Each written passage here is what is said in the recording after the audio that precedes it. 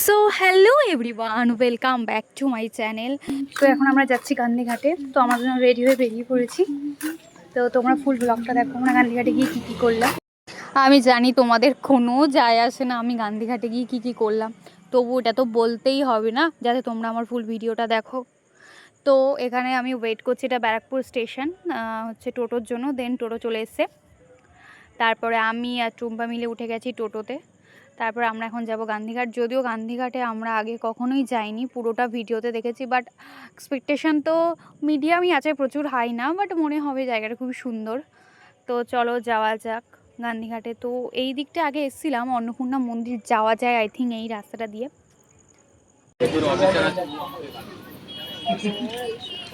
তো এখন আমরা চলে যাচ্ছি, কিছু ফটো তুলে এখন আমরা চলে যাচ্ছি রুমে।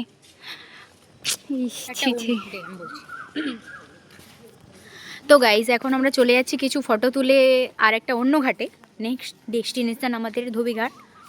তো তার দিকেই যাচ্ছি, আর এখানে পোস্ট দেওয়া হচ্ছে, দেখে নাও। মানে আমাদের বোকা, মানে আমরা কত বোকায়, মানে সত্যি এটা তো বলারও নয়, আমরা সত্যি বোকা। আমরা জানিও না এর লাস্ট টাইম কত, যদিও আমরা দেখেও আসিনি। তো এটা লাস্ট টাইম ছিল 5টা, তবু কেন জানি না 6টা পর্যন্ত সবাই ছিল ভিতরে।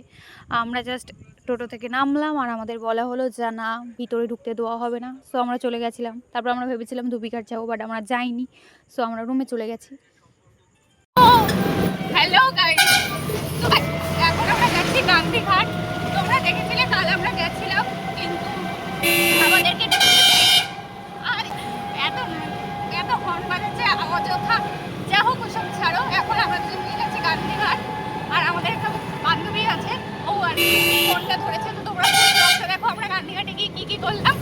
সো বাইরে থেকে দেখে গান্ধীঘাটটা আমাদের খুবই পছন্দ হয়েছিল। তো আমরা নেক্সট দিন আবার চলে গেছিলাম গান্ধীঘাটে, বাট আমরা জানি না আজ আমাদের পুলিশটা আটকাবে কি না। আজও আমরা লেট হয়ে গেছে কালকের মতোই। সো ফাইনালি আমরা পৌঁছেছি গান্ধীঘাটে।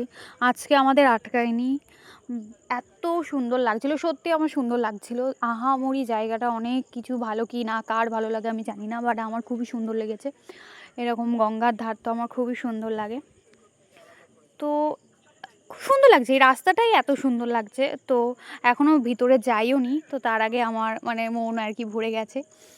বাট কত সময় থাকতে পারবো আমি জানি না, কারণ আজও আমরা লেট করে এসেছি।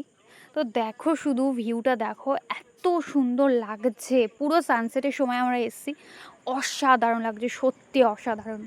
দেন 2 মিনিট মতো দেখেছি চারিদিকটা, তারপরে শুরু করে দিয়েছি আমি আমার ভিডিও করা, ফটো তোলা। মানে হ্যাঁ, তো এটাই করতে এসেছি। আমার তো পছন্দ ফটো তোলা, ভিডিও করা, ওটাতে খারাপ কিছু না। আগের দিন এসে তো খুবই মন একদম আমাদের দুজনের ভেঙে গেছিলো, বাট আজকে এসে খুবই ভালো লাগছে। ওরও ভালো লাগছে, আমারও ভালো লাগছে। আর আমাদের সাথে যে ফ্রেন্ড এসেছিলো, ও বলছিল যে আগে জানলে ওর অনেক ফ্রেন্ডদের নিয়ে আসতো, কারণ জায়গাটা অনেকই সুন্দর। তো আমরা ভেবেছি এরকম আমরা আবারও আসবো এখানে। তো এখন আমরা টোটো করে চলে যাচ্ছি রুমে। তো ওকে আমি সবসময় রিকোয়েস্ট করি, রিকোয়েস্ট না, ওকে একটু বললেই হয়ে যায় যে আমার একটু ক্লিপ নিয়ে নে। ও আমার ভিডিও সবসময়, ওর সাথে থাকলে ওই আমার সবসময় আর কি ভিডিও ক্লিপ নিয়ে নেয়। দেন এখন টোটোতে বসে আর কি রুমে যাব আমরা। দেন আমরা চলে গেছিলাম জুডিওতে, যেটা এখন নতুন হয়েছে ওয়্যারলেসের ওখানে। তো যারা ব্যারাকপুরে থাকে তারা জানেই।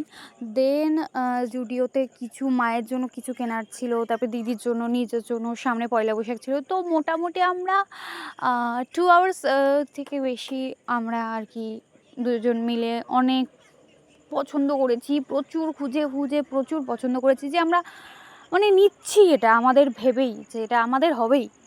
তারপরে আমরা এটা নেইনি। তারপর আমরা চলে গেছিলাম ফুচকা খেতে।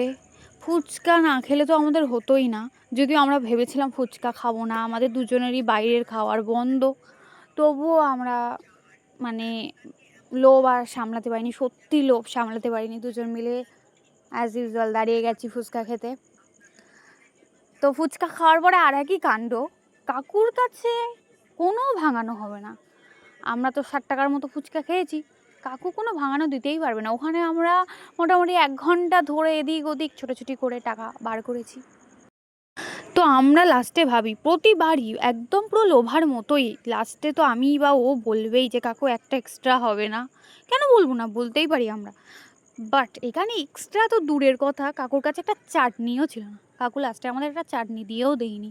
প্রথমত ফুচকা অ্যাভারেজই ছিল, ঠিক আছে কোনো ব্যাপার না, সবসময় তো ভালো হয় না। বাট কাকু চাটনিও দেয়নি। কাকুর কাছে কোনো খুচরোই নেই, কাকুর কাছে কোনো টাকাই নেই। কাকু বলছে হবেই না, আমার কাছে কোনো টাকাই নেই। এটা কোনো মানে না, অনলাইন পেমেন্ট হবে। ফুচকা খাওয়ার পরে আমরা একটা চায়ের দোকানে গেছিলাম, তো সেখানেও আমাদের খুচরো দেবে না, বলছে বিস্কিট কিনতে হবে। তো আমরা 2টো বিস্কিট কিনেছি।